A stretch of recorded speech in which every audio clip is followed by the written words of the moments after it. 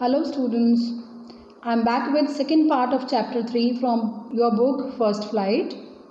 The title of the story is The Black Aeroplane, written by Frederick Forsyth. The author was born on 25th August 1938 in England. He had worked as a journalist, a spy and a political commentator, and he had also served Royal Air Force of United Kingdom as a pilot. So this was the introduction to the author, children. Now coming to the story. Before coming to the story, I would like you to ask certain questions. Children, do you believe in God? Do you think who is running this world? Is there any superpower that is monitoring the universe? Or have you ever experienced anything that seemed to be a miracle? Do miracles really occur? Before you start reading the story, keep these questions in your mind, and after the story ends, you are going to answer these questions yourself. So let us begin with the chapter. Here comes the story. The moon was coming up in the east. Behind me, the stars were shining in the clear sky above me. There wasn't a cloud in the sky. I was happy to be alone, high up above the sleeping countryside. It was evening time, maybe late evening. The moon was coming up in the east, and the narrator was going into the opposite direction, that was surely west, and the sky was clear. There was no cloud in the sky, and this kind of weather is good for a flight. So the narrator was happy because his plane was all alone in the sky and everybody on the earth was sleeping. I was flying my old Dakota aeroplane over France back to England. I was dreaming of my holiday and looking forward to being with my family. I looked at my watch, 1:30 in the morning. Yes, children, Dakota here means it is a name of it's a type of a aeroplane. The narrator was flying over France, and he was going to England, and he was missing his family. He was feeling homesick, and then he looked at the watch, and the time was 1:30 a.m. I should call Paris Control soon, I thought. As I looked down past the nose of the aeroplane, I saw the lights of a big city in front of me. And students, there are certain rules of flying. The pilot has to keep in touch with the crew on the land. So when he was flying above Paris, he saw some lights, bright lights on the big city. So he thought to call or to contact the authorities on the ground.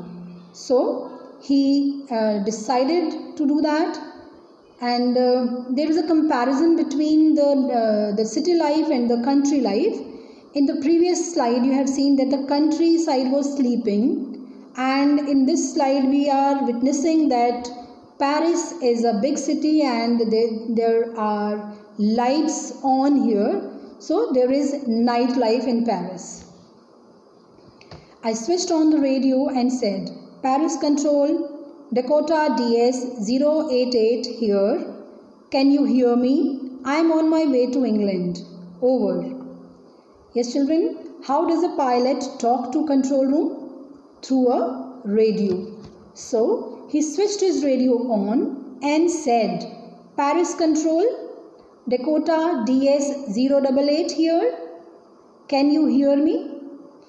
And in the end, he said, "Over."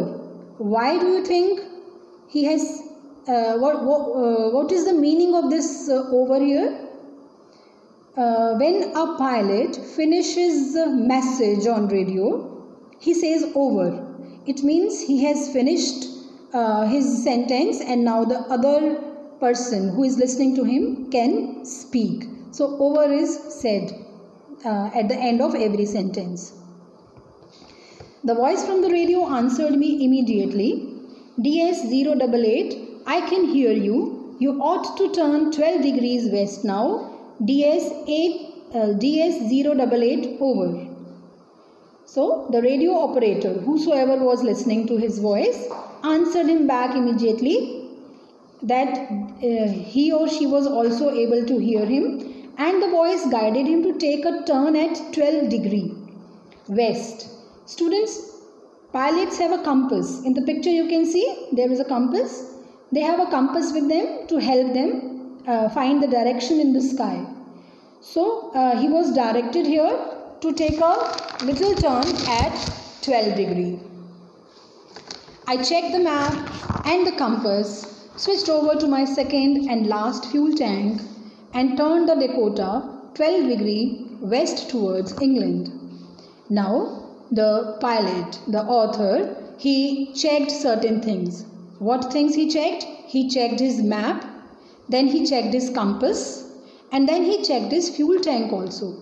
There are 2 fuel tanks in the plane. First fuel tank was empty now, and he had to switch over to the second fuel tank, and looking at all these things, he turned his plane 12 degrees west towards England as instructed by radio authority. I will be in time for breakfast, I thought. A good big English breakfast. Everything was going well. It was an easy flight. So the narrator was dreaming of his house. He was eager to reach there in no time. And because it was a cloudless night, so the flight was easy. The flight was very smooth. And he was dreaming of having a good big English breakfast with his family. Paris was above 150 kilometers behind me when I saw the clouds, storm clouds. They were huge. They looked like black mountains standing in front of me across the sky. So he has crossed Paris and he has almost covered 150 kilometers far from Paris, and then suddenly there was a change in weather. What was this change? He saw clouds in the sky. And what kind of clouds? Storm clouds. Huge, like black mountains standing in front of him. This weather change made him worried. He found himself in some trouble. I knew I could not fly up and over them, and I did not have enough fuel to fly around them to the north or south. Now comes the real problem. He again calculated the things. He did not want to enter this storm cloud. So he thought of going over the clouds or under the cloud or taking a round of the cloud. But then suddenly he thought of his limited fuel in the fuel tank, and he had no choice of taking any turn, going up or down or taking a round, and he had no choice but to enter that dark big mountain cloud. I ought to go back to Paris, I thought, but I wanted to get home. Again he had a temptation to reach his home. So one idea struck to his mind that he should go back to Paris. That was safe also. But he was feeling homesick and he did not want to miss his English breakfast also. So he decided, I will take the risk, I thought, and flew that old Dakota straight into the storm. And now he decided that he would take the risk, and he entered the huge storm with his aeroplane. Inside the clouds, everything was suddenly black. It was impossible to see anything outside the aeroplane. The old aeroplane jumped and twisted in the air. It was dark there because it was black stormy cloud. He was unable to see anything. It was the condition of zero visibility, and his plane started jumping and twisting in the air. His Dakota became unstable, and he could feel the jerks now. I looked at the compass. I couldn't believe my eyes. The compass was turning round and round and round. It was dead. Now his compass has gone out of order.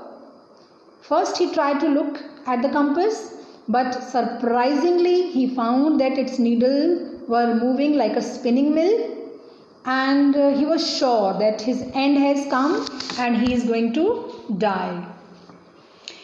It would not work. The other instruments were suddenly dead too. I tried to radio. So not only the compass, there are some other instruments in the plane through which he could manage the things, but everything failed. Then he switched to the radio, a signaling instrument. He wanted to talk to the control room. But do you think it will work? Let us see. Paris control, can you hear me? There was no answer. The radio was dead too. I had no radio, no compass, and I could not see where I was. I was lost in the storm. So he tried that thing also, but he did not receive any response from there, and it was understood that radio was also not working. Now there was no compass, no radio, zero visibility, and of course he had limited fuel. He was lost in the deadly storm. Then in the black clouds quite near me, I saw another aeroplane. It had no lights on its wings, but I could see it flying next to me through the storm. And then suddenly an aeroplane appeared from somewhere. It had no lights and it was black in color. And the narrator was surprised where the mysterious aeroplane had come from. He looked here and there, but he did not get any clue. I could see the pilot's face turned towards me. I was very glad to see another person. He lifted one hand and waved. Because it was very close to him, the black aeroplane was very close to him, so he could see the face of the pilot, and he noticed that the other pilot was also looking at the author and he was signaling something, and the author was happy that he was not alone, there was somebody else with him, and he found a ray of hope. Follow me, he was saying. Follow me. He knows that I am lost. I thought he's trying to help me. The other pilot, the pilot who was sitting in the black aeroplane, said, follow me, follow me. And the author could read his lips, although he could not hear what he was saying, but he could read his lips and he could see his hands waving, and he was happy to know that somebody is there who wanted to help him out. He turned his aeroplane slowly to the north in front of my Dakota so that it would be easier for me to follow him. I was very happy to go behind and strange aeroplane like an obedient child. So the pilot of the other aeroplane, he turned his plane slowly towards Dakota and started leading the author's plane. A drowning man catches at a straw. So the author had no choice but to follow that aeroplane like an obedient child.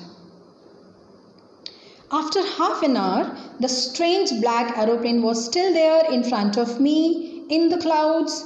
Now there was only enough fuel in the old Dakota's last tank to fly for 5 or 10 minutes more. See, another tension for him. Both the aeroplanes were flying and it has almost been half an hour now. And the actual worry of the author now is that he was running out of fuel. His plane could fly for 10 to 15 minutes only, and his fuel will not support him. So he became worried, and now it was necessary for him to land his aeroplane somewhere.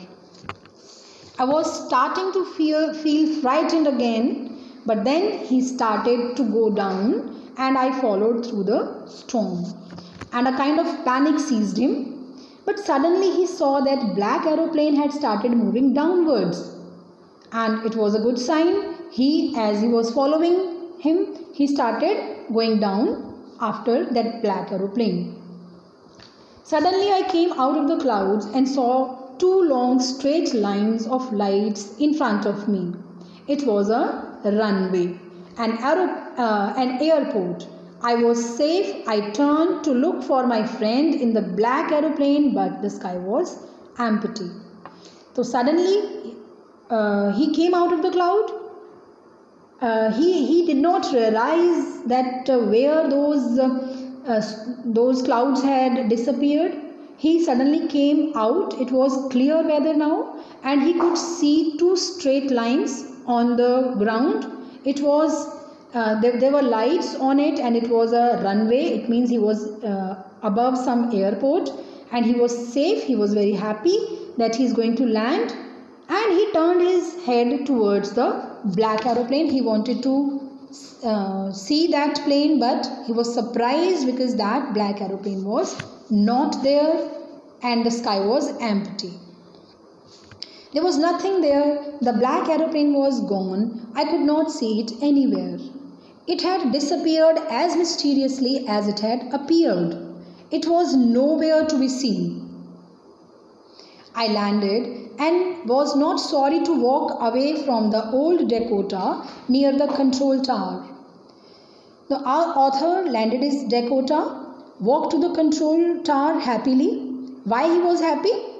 Because he was saved. He has saved his life. He is alive, and that is an achievement for him. So he reached to the control tower. I went and asked a woman in the control center where I was and who the other pilot was. I wanted to say thank you, and obviously it was his first reaction. There was a woman sitting there, and he asked the woman about the other aeroplane. He inquired where he was. First of all, he inquired where he was because he had no idea where he has landed his Dakota. And because his compass was not working, he had no idea where he was, so he inquired about it.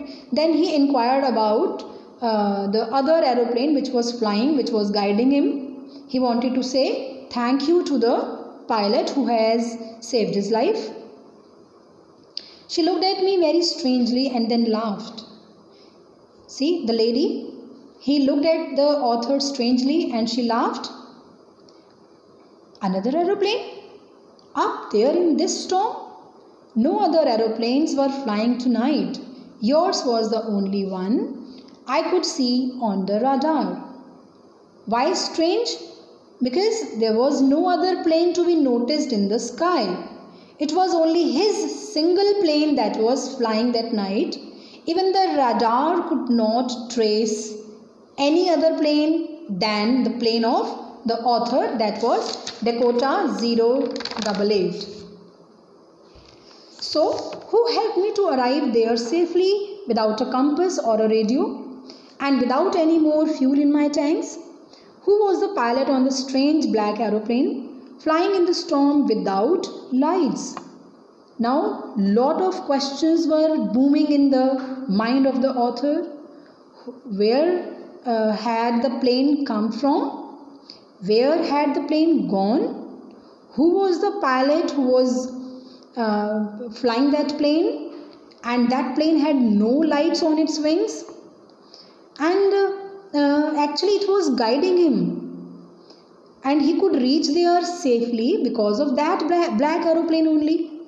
And he was without compass, without radio, and his fuel was also running short.